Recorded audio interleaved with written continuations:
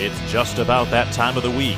Time for the Weekly Weebs Podcast. Grab your friends, family, waifus, and husbandos, and join your favorite weebs for an exciting show of anime talk. Hosts Crimson, Frenchie, Wigwiki, and Zario Machini will review and suggest shows, talk about news from the industry, and tackle some of the biggest arguments in the world of anime. It's the Weekly Weebs Podcast, starting now. Hello, and welcome to another episode of the Weekly Weebs, where we are going to be talking about last week's anime assignment, The Boy and the Heron. Frenchie, you assigned it last week. Kick us off. So I never got a chance to see this movie in theaters, and I really wish I had because this movie was really cool. This was a really cool movie. Beautiful. The animation when the sirens are going off literally at the beginning, and it's obviously like the play spot the main character as he's going away, but like all the people that are kind of like fading in, looking like they're being blown by wind. Yeah. It's such a cool animation style. And literally anything that Studio Ghibli does just seems to be really, really well thought through and developed in terms of the art style. Like, obviously, very distinct Miyazaki. Oh, in yeah. terms of the way everything is designed. But everything from the way people moved to the trickle of the blood when he gashes open his head. Oh, yeah. This movie was really beautiful, very confusing at times, because I was very lost a lot of the time on trying to figure out what this movie was about. We were I had trying to to watch it while playing Baldur's Gate. Got lost multiple times. Yeah, that was Yeah. a bad idea. That's a really very bad bad idea. Yeah, well, all my free time is going to Baldur's Gate right now. I had to cure Dami Mami. Fair.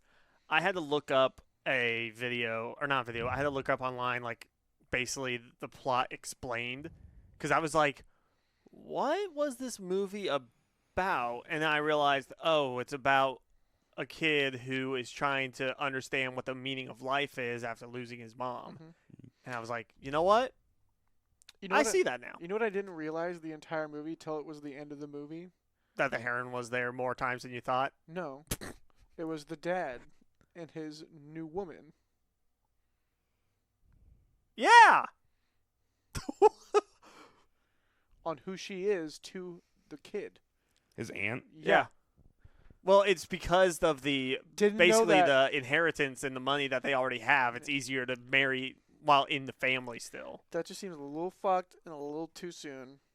Also, Well, I just didn't realize it until the very end of the movie. I do also really like him coming to terms, not just with like understanding life and death with his mom, but like being able to accept her as like a mother figure for him. That was a really big thing when he was looking for her and starting to learn that. Also, the little white guys were fucking adorable. Kat kept commenting like, I need a plushie of one. And it's just another thing to add to like the soot sprites, the forest spirits. They're very similar to the forest spirits. Yeah, they are. But I'm just like, it's another thing in a Miyazaki film that's just fucking adorable. What about the parrots? parakeets, you mean? Whatever. What's a fucking bird, dude? I don't know. Birds are I weird. just always love the like Toucans. tiny ass like spirits that are in Miyazaki movies that are just always so damn cute. Yeah.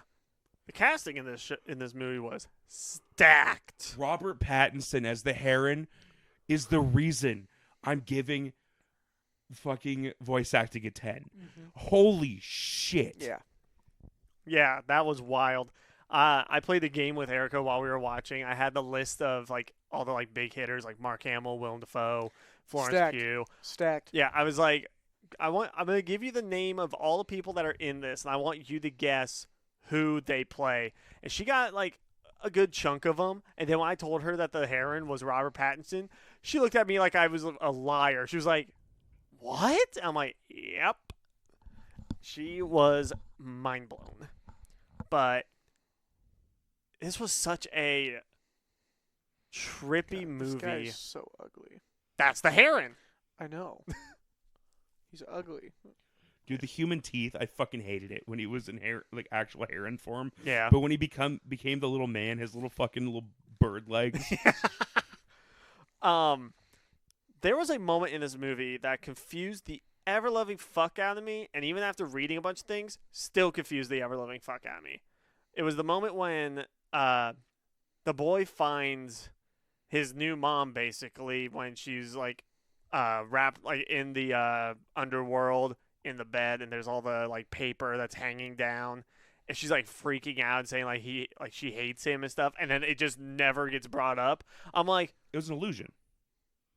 oh, It's straight up addressed immediately. Like, that was an illusion. He knows it's not real. oh, Because he knows his mom wouldn't talk to him like that. I very much missed that out then. Yeah. Like, I was very confused. even as confused as I was, that's a part I distinctly remember because I don't think it was the Heron that created the illusion. I think it was the owner of the house. This guy. Maybe. Well, he's the owner of that. He's the one that started all the research in that area. Oh, yeah. the 'Cause- great uncle or whatever Yeah, the fuck. He his- wanted him to, like, take over for him. Yeah, Yeah. in the world. But he wanted it to be his decision. He kind of wanted to, like, test him and stuff like that, and he immediately knew it was an illusion because his mom would never say stuff like that to him. Gotcha. What I'm all about, caught up now. What were the fucking animals that would eat the other animals for life essence? It was one The like, pelicans? yeah. How'd you like it? That little section of the movie Yes. So where he like they was like you know what I'm saying? Like the conflict. You get one perspective, then you have the other perspective. I made a really, really bad joke during that scene when the pelicans are flying and eating all the like little like cute little chibi things. I looked at Erica and I'm like, wow, look at all of those miscarriages. He gives himself the donkey wheeze. Because it's the whole point of like death and then reincarnation. Like they're all going back up to the real world to live, and they look like, let's be honest, sperm cells. So when that was happening, I looked at Erica, and she looked at me like, what the fuck is wrong with you? But he looks at me weird when I make a joke about my grandma's brain tumor. Well, yeah, because that's real life. So are miscarriages. Facts. You think Okay, miscarriages you got are me funny, there. Crimson? You think brain tumors are funny? Yes. Well, Yeah. all right then. Now that we've established, I joked about my brothers for a full year. you're still making jokes about it. The You fuck know what's mean? what's not funny though? How fucking terrible Sky Wizards Academy is. Facts. Check out our other episode about that as we do a flashback. It's just a 40-minute rant. Yeah, it's a 40-minute Frenchie rant, and it's really I fun. will tell you, I did not like the big birds in this. There's a lot of big birds, my guy. You gotta be Okay, more dude, specific. the They big went to birds in fucking general. Sesame Street? Fuck, dude. Which big birds? The big birds. The parakeets? Whatever the fucking bird was. Parakeets are tiny. They had a whole Not this society. movie. There was like this big bird who went and talked to the old dude. So the parrot king. Oh, the one that tried like stacking all the Yeah. rocks. Don't like the way they looked. They freaked me out. That's fair. I'm also not a fan of birds to begin with. That's also fair. Or mascots. And Facts. don't even get him started on bird mascots. Dude, Toucan Sam, he's going to catch those fucking hands. He's gonna be a toucan hand. Frank Platt. I'm sorry, what? I forget his name all the time, and I just love when you bring him back up. His bulge. That was the furry that stalked Wiki. That's why I'm scared. When we were 17. That's why I'm scared of furries. Oh. He's the reason. I was really confused for a second. I'm like, Again, not the people. It's the costume. except in that specific take. That one is specifically the person, yes. Yes. I was 17. He was trying to touch me. Maybe. I don't know. Maybe he just wanted a friend. I don't know. But his Facebook freaked me out. Are you Googling him? I think I found him. No fucking way. The soundtrack for this movie was pretty damn good, though, That's too. not him. It's been 11 years. That's fair. The soundtrack in this movie was He really looks good. way too professional to be. Oh, no, that's definitely him.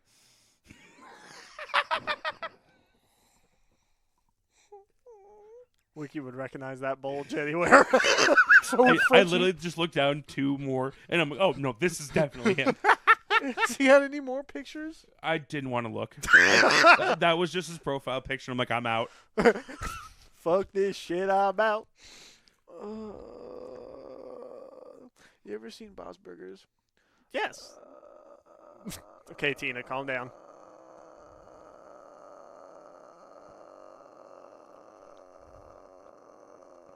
Either this is actually going to pick up on the listener side, or it's just going to be a bunch of white noise. Either way, it's pretty funny. As I was saying, soundtrack for this movie was really good. It felt like a lot of the music in this, there's not anything like super memorable like Rad Wimps with like Your Name or like other Ghibli like this is like Ghibli music is purposefully made almost as if it's supposed to be like to fit the movie, whereas with like Your Name with Rad Wimps where there's songs that are fit for the movie but also to really like bring in the tear ducts. But this will fit really well. The soundtrack for this movie had a lot of good that helped carry the movie, considering the boy didn't do a whole lot of talking early in the movie. Ow. Gesundheit. Thank you. Can I have one of you guys send me the rating system in a text message, please, so I can copy and paste it? Yeah. Because he lost everything on his phone. Yeah, I actually have to re-download everything. I actually don't have a lot of people's phone numbers. Actually, Crimson, I don't even think I have your phone number anymore. Frenchie, I'm pretty sure I have yours. Yours should have been backed up on my phone from like 5 to how many years ago? I sent you the ratings. Thank you. It's good to have my ratings on too, but Oh, that's fine. I've been I just need to bouncing copy around, paste so. and I'm just gonna delete them and just put them in unless they're the same exact. Yeah, I have yours. We're good. Anyways, any other thoughts? We didn't really share a lot of thoughts. Well, I was trying to get there, and then we just didn't. I think the entire concept of this movie is really cool. I think that's one of the interesting things about a lot of Miyazaki films, and sometimes very tough to follow, is there's not always a traditional villain.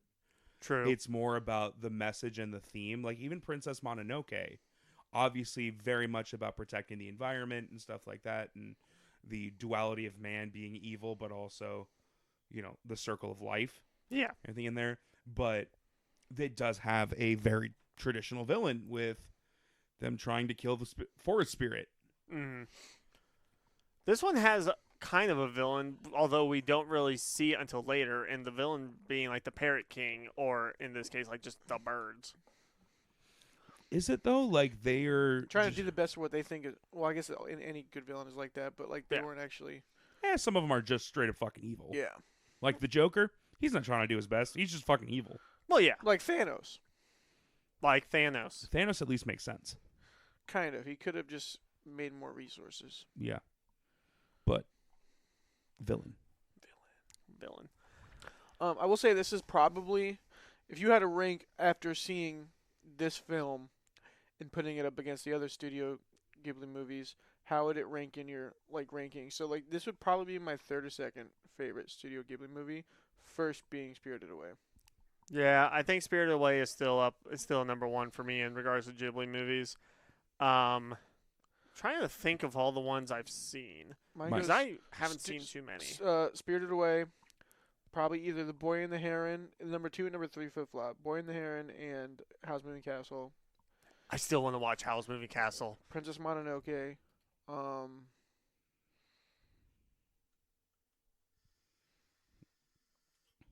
I need help here. Kiki's Livery Service. That's low on my list. Ponyo. That's also low. Tale of Princess Kaguya, which was assigned this year. That was a good movie. That's probably actually. That's gonna be the next. That's okay. Not the next one. Jesus. Oh God. That's not a Studio Ghibli film. It could be. Do I He's want? just in the background somewhere. Yeah. Do I want to assign a Ghibli movie that had a good idea My Neighbor Totoro. and then just I didn't like that one. didn't? What do you mean? So there's a Ghibli movie that me and Erica watched that we both really loved until the ending. And the ending was bad. Which one? Earwig and the Witch. Mm. Like, for a 3D model, like, anime kind of style from Ghibli, it was a really cool concept, really fun movie. Loved the story. and then the ending left on the biggest fucking cliffhanger I have ever seen in my life. Maybe they And did it I on was purpose. pissed. The movie came out 4 years ago. All right, fair. Castle in the Sky, Arrietty, The Cat Returns, Whisper of the Heart. Nausicaa. Ooh, wait. Okay. So, Totoro. it's Spirited Yes. Away, Mhm. Boy and the Heron, Howl's Moving Castle, and or Spirited Away, flip flop. Second or third is between Boy and the Heron and Howl's Moving Castle. Fourth is actually going to be the movie. I think we watched it. Pretty sure Frenchie assigned it. Princess 100% sure. Kaguya. No, it's the one where he works on planes. He hasn't assigned it yet. Do you know what I'm talking about? Yeah, The Wind Rises. He's an architecture. Yeah, that one. Yeah, I think he was planning to assign it. That's my number I have a 4. different one that I'm planning to assign. That's my number Gotcha. 4. Then Princess Kaguya, and then I think the rest. Princess Mononoke is still my favorite. Like, it's not close. This is probably pretty close to Spirit. I've never seen Howl's. I know it's amazing, Same. and I've heard it's one of, if not the best. But Princess Mononoke is going to be real hard to top for me. That was one of the movies that actually helped get me back into anime because I watched it my freshman year of college. I think for me, it goes Spirited Away.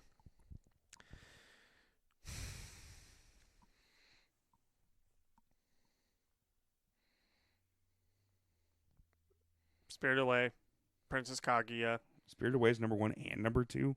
No, I was recollecting my thoughts. So, number 1, Spirited Away. Number 2, Princess Kaguya. Number 3 is tied with Earwig.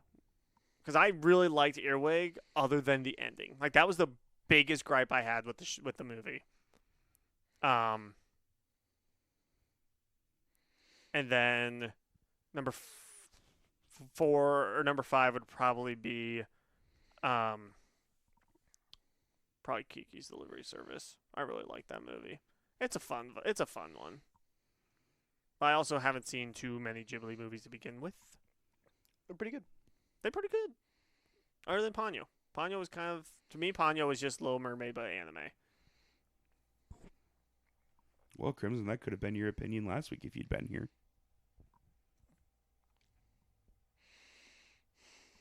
Probably. You just gonna take that, dude?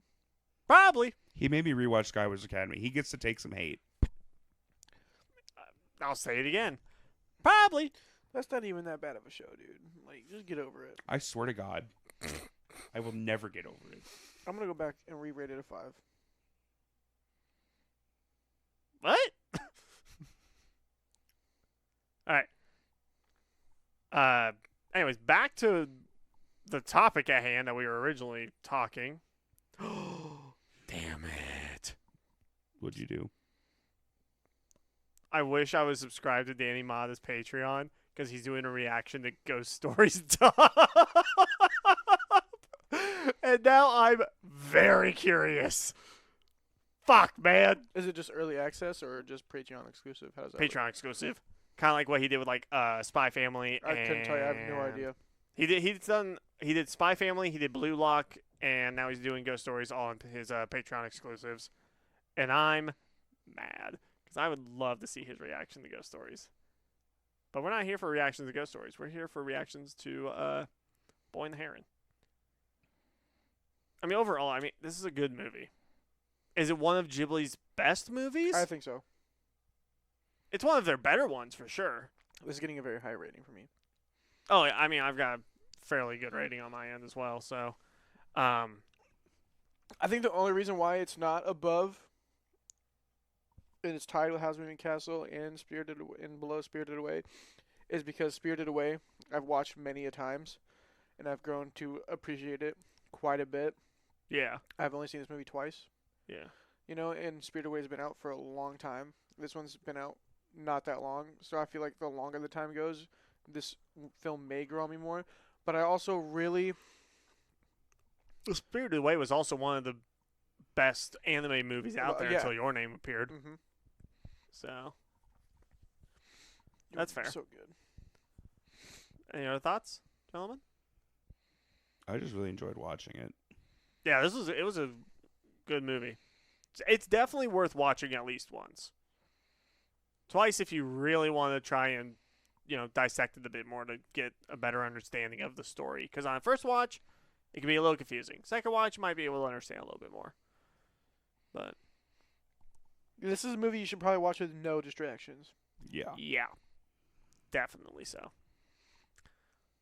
Shall we get into ratings then, gentlemen? Yeah, I'm changing some of my Okay. scores around.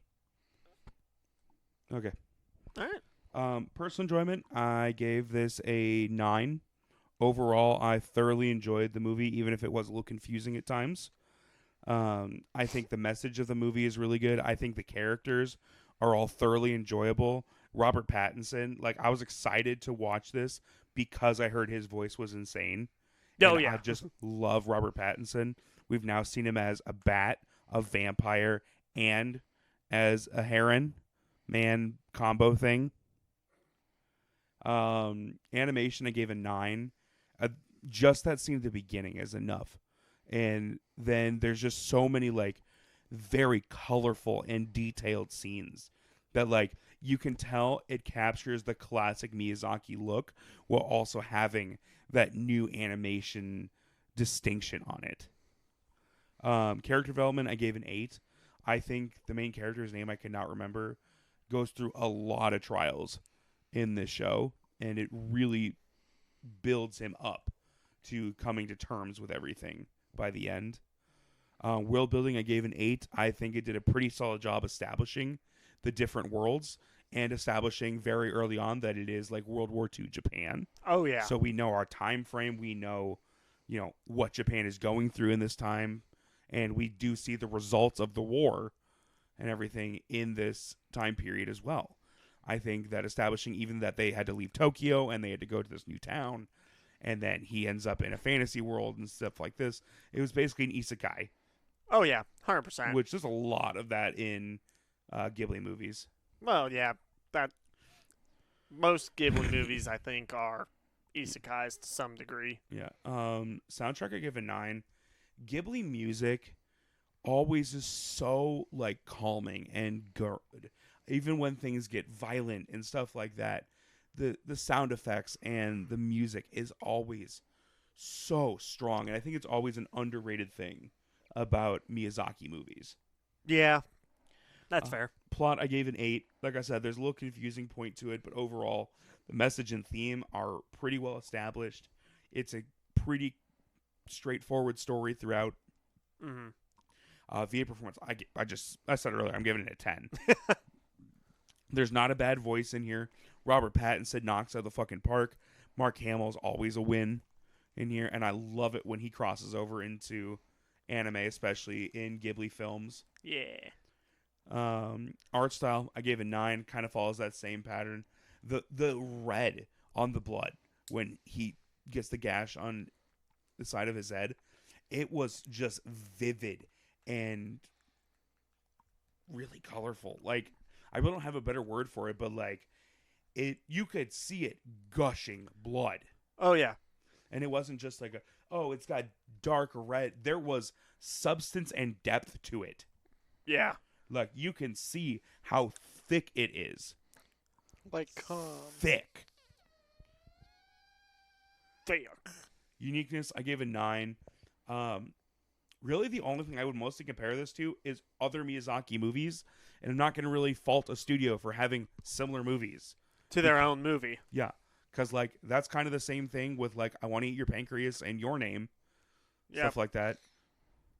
That's It's fair. very similar, like, design Suzume as well for Kadokawa Studios. Yeah. The one with the fucking chair. Yeah. I forgot about Suzume for a second there. Recommendability, I gave a 9. I think that this may not be for everybody, but I do think a lot of people should see it. Overall, I gave it an 88.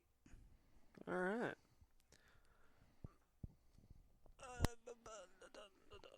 I did not have anything prepped. You're just so invested, brother.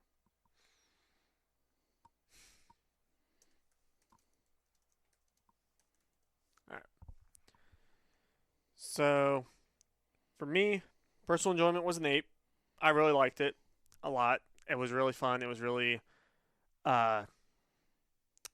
very hard. Like it had a very good message and it hit hard. Animation, I give it 9. It's Ghibli.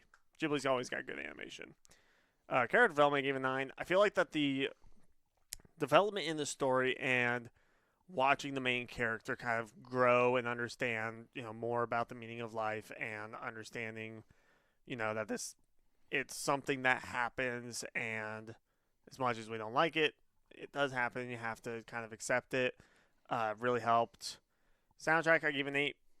Kind of like what you were saying, Frenchie, with Ghibli music and Ghibli soundtracks, is they just fit really well with their own movies, and just something hits different with them. World building, give it 8. I think that they did a really good job with building the world and where we were, and both in the real world and in the isekai world. Plot, I give an 8.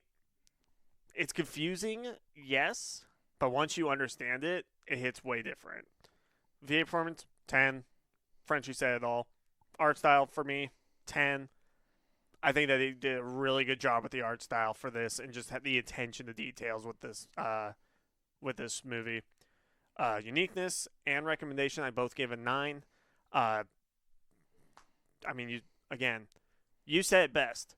If the only thing that you can compare this to is another Ghibli movie, you're doing it right. And the recommendation 9, obviously, because it's a Ghibli movie. It's really good. It's definitely a movie I think everybody needs to watch at least once, so they can kind of get that hard-hitting feeling of, the meaning of life and death and everything in between. So total for me is 87. Oh, shit. You said 88, yes? Oh, did we do the ratings for Laughing Under the Clouds, or was I? Okay. I'll have to get those later then. Anyways. All right. Wiki. My turn. What the fuck? Come on, phone. Cooperate with me. You're new. Don't hate me. Prisoner, I give it 10. I love this movie. Are you showing him Nick Avocado's asshole? No. You show me the ratings for Laughing Under the Clouds. Prisoner, I'm gonna give it 10. I fucking love this movie. And it's also first time, if I remember correctly, me and Liz ever went out together. So it was a fun, special experience. Cute. Animation, I gave it 10. Character development, I gave it an 8. Soundtrack, I gave it an 8. World building, I gave it a 9. You guys both gave world building an 8, right? I think so. Yes. The only reason why I bumped it up just one little Do you point. remember your score? Put mine in. What was yours? 63, I think. Is because they explained the time frame or whatever, but they also, when they went in, the little we got of the world inside the other universe, basically, they explained quite a bit in there for just the little burps we got to see in that area. Yeah.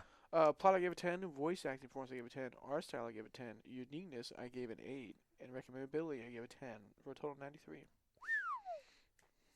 Damn. All right. Sounds good. Well, thank you, everyone, for... Bussy. We had to mention it at least one time. Fair enough. I can't argue that. Well, thank you, everybody, for coming and hanging out with us and listening. Reminder that the anime assignment is Season 2 of Mashal, Magic, and Muscles. It's 12 episodes on Crunchyroll, dubbed and subbed. And November? Yep, we have Nerdvember coming up here very soon. Check out our socials for more details on that as we get closer. We have our kickback event coming up at the end of this month. We have an event on our Facebook page as well, so if you're interested, go check that out. Jack Wang. We'll talk to you all later. Unless we die. Please don't wish that into the world. I'm not wishing it. I don't want to die, but I'm saying it's a possibility, Crimson. Goodbye. Yeah. Thank you so much for tuning in to the Weekly Weebs podcast. We'll be back next week with more exciting anime talk. Make sure to join us every show to stay up to date with what's going on in the world of anime. We'll catch you next time.